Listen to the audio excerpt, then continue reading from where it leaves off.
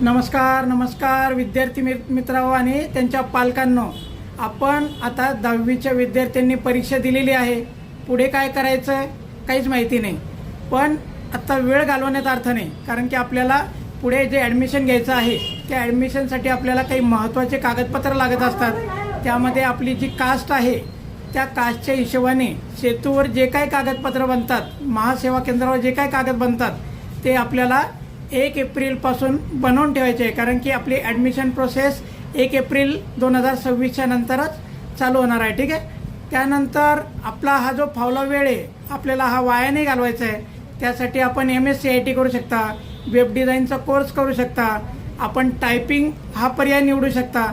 असे विविध पर्याय आहेत. यासाठी मी अशी माहिती देत राहतो माझ्या चॅनलवर, जी आपल्याला आपल्या करिअरसाठी मदत करेल. त्यामुळे माझ्या चॅनलबरोबर राहा, सबस्क्राईब करा, जास्तीत जास्त मित्रांना शेअर